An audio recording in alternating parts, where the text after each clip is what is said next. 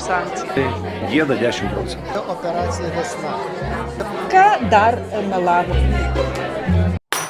Jūs sukrėtė tokia paskutinė istorija, kuria čia mes linksminomės, Nausėdos tvoros istorija. Buvot sukrėstas? Nežinojau tą, iš tikrųjų aš buvau pasižiūrėjęs, aš mačiau, ten šiais laikais yra nesunku pasižiūrėti. Ir Regija LT įeini, mes vis tiek užsiminėjom to ir sklypus, taip žiūrim visą kitą, tai nėra, aš tą mačiau prieš 5 metus, kokius mačiau. Kad jisai užlipęs ant... Jo, taigi labai paprasta, dabar galima atsidaryti ir pamatysim ir dėl namo, ir dėl visko, taigi viskas labai aišku. Tai nėra ko iš viso diskutuoti, vadinkim taip. Bet tai, kad valstybės tarnybos, aš dėl ko? Tik tai tiek, žiūrėkit, aš dar vieną dalyką. Sąžiningai, vis tiek aš užsiminėjau statybom labai senai ir anksčiau tie matavimai iš tikrųjų buvo netikslus. Taip, būtent. Ir mano nuomonė, mano asmenė, iš dalies ir gerai, kad tas įvyko. Mano nuomonė, turi būti tolerancija tam tikra. Jeigu tu statei tada, kai dar tų, vadinkim, elektroninių matavimų nebuvo, aš manau, kad turi išleisti statymą, kad žmonės kažkiek procentų jie gali pasitvarkyti, nes tikrai ten nespecialiai padarė klaidas. Taip.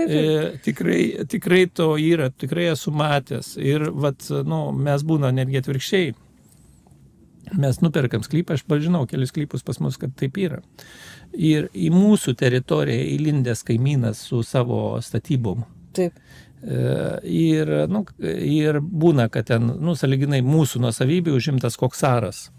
Bet aišku, nekeli ten to triukšmo, jeigu mums parduotuvė išeina ir, nereikia. Bet aš tikrai tų, istorijų esu, galėčiau parodyti, net sakau, kaip mūsų sklypose yra.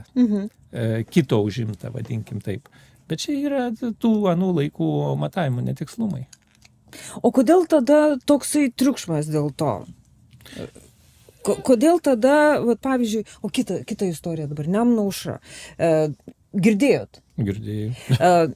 Vienu žodžiu, man labai patiko žurnalistės kolegės paklausimas.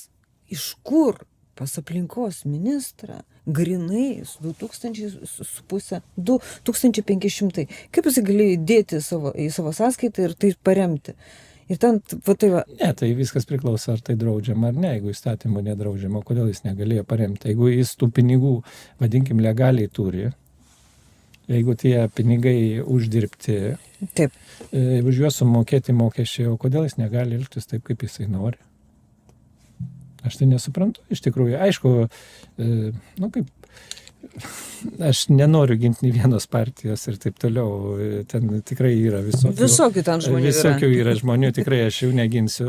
Bet visgi, vėl mes turime kažkaip, aš manau, kad iš tikrųjų turi būti, pavyzdžiui, už tuos visokius gandus taip toliau turi būti kažkokia atsakomybė ir kad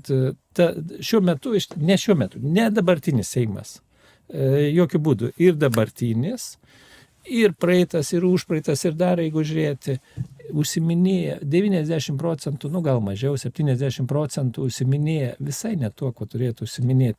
Užsiminėja tokiais visokiais gandais, juodinimu ir taip toliau viens kito. Iš tikrųjų, visuomeniai psichologinė būsena nuo to blogėja ir taip toliau. Nereikia to, aš manau, kad įstatymas turi atsirasti, kad tokių dalykų negali būti iš viso. Aišku, jeigu tai yra ir, O kaip tai uždrausi įstatymu daryti tai, kas... Aš manau, kad turi būti teisinės priemonės. Prašau, Seimo narys tyliai ramiai parašo, sakysim, su argumentai su visko jėgos struktūrom ir jėgos struktūros laityrė. Ir kol neištirs jokių viešinimų, negali būti. Bet šiuo atveju panašu, kad kažkas tai surinko, nes ten yra masė privačių asmenų, o jums nebaisu, kad yra masė privačių asmenų ir dabar jiems skambina 5 redakcijos, skambina privatiems asmenims, sako, žinai Petrai, tu įdėjai tą ir tą dieną pinigų į savo sąskaitą, grinų, ir po to sumokėjai ten kažkokiai parėmėjai partiją, o iš kur pas tave tie pinigai? Ir žmogus neviešas. Ir dar priedo pasako, kad tą dieną tavo likutis buvo centų tikslumu. Taip. O jums nėra, kaip jūs reaguojat? Vat, kad Ne, jūs tai- su banku turėjot sąskaitų, kažkokiu tai teisėsaugai paturėjo tą medžiagą, byla buvo nutraukta, dabar, sako, vėl atnaujino. Bet ir jūsų tie duomenys, kurie buvo byloje, staiga tampa kažkokios grupelės draugų.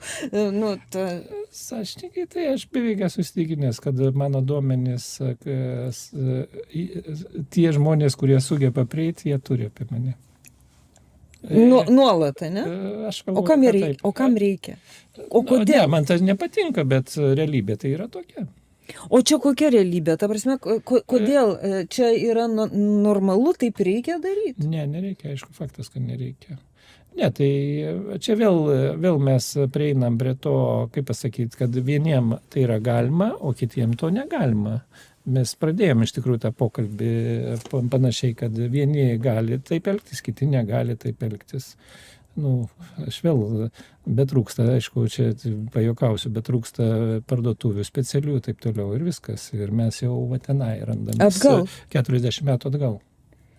Bet tai mes tarp kitko turėjom tokią iniciatyvą atgal sugrįžimo, kada čia buvo pasakyta, reikia spec ligoninių, reikia privilegijų ir visų. Ne, tai kadangi man medicina teko truputį pačiupinėti, taip.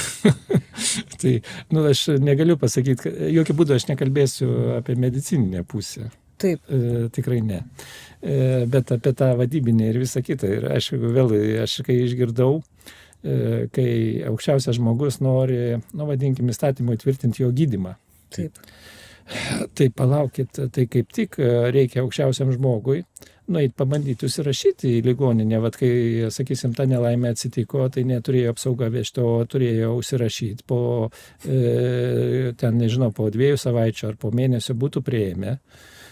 Tada galbūt sveikatos apsauga pradėtų tvarkytis, nes sveikatos apsauga nesitvarkys niekados tol, kol taip bus galima, paskambinti ir patekti. Jo, kol tai bus, niekados nesitvarkys, nebus nieko, kol nebus, sakysim, visiems vienodai. Arba, aišku, ten gali diskutuoti, čia iš tikrųjų daug diskusijos gali būti, bet šiuo metu nėra tikslo jos tvarkyti. Kam? Ne, jums visiems suveikia. O kitiems nesuveikia. Ir eilės, tarp kitko, mes nuo to laiko, kada mes šnekėjom apie jūsų tą, ir aš nufilmavau tą kliniką. Kas ten dabar vyksta? Tarp kitko, jie gana gerai veikia ir jie O kas ten dabar apkrauti yra.